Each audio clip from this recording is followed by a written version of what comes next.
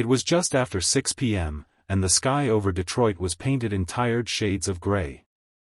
Jason Monroe wiped his hands on an old rag, the scent of motor oil clinging to his flannel shirt. He had just finished fixing the brake pads on a neighbor's car. Side jobs like this were how he managed to feed his 8-year-old son, Noah, and keep the lights on in their 2-bedroom fixer-upper. Life hadn't been easy since Leah passed 2 years ago. Grief was like rust, it didn't destroy everything at once, but it quietly ate away at the parts that held you together. Still, Jason had a rule: no matter how hard things got, you helped where you could.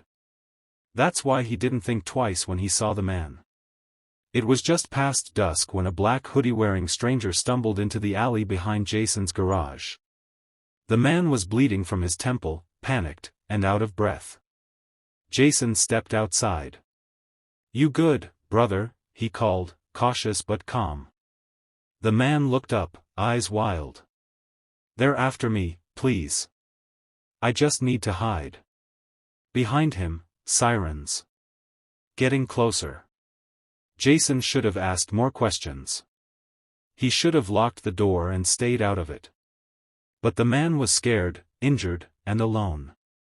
And Jason had a son upstairs who needed to know what kind of man his father was.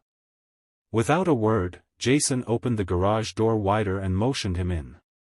Minutes later, 2 cruisers rolled slowly down the street. Officers asked if Jason had seen anyone running. He shook his head and leaned casually against his workbench. "Just me here, officers. You want your brakes done, though, I give a good rate." They left. The man didn't speak much that night.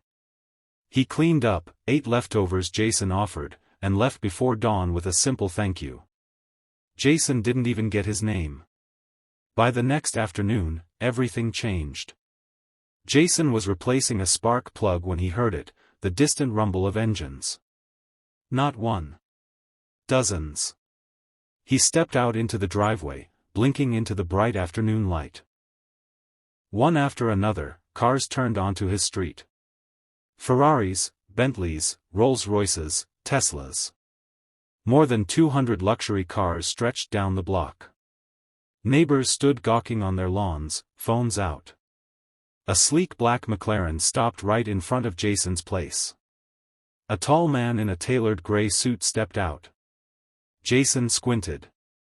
It was the guy from the alley. Only now, his hoodie was gone, replaced by a Rolex and the kind of calm confidence that couldn't be faked. "I figured it was time for a proper thank you," the man said, smiling. Jason stared. "You're Elias Blackwood," the man nodded. "Tech billionaire, media target, and apparently, fugitive for one night thanks to a little misunderstanding with the police.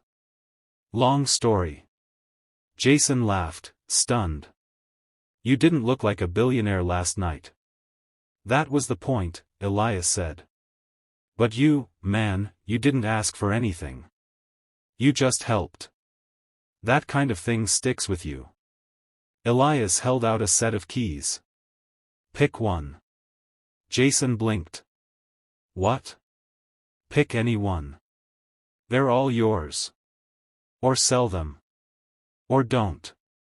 It's up to you.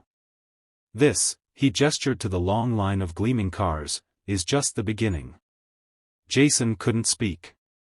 He looked up at his window. Noah was pressed against the glass.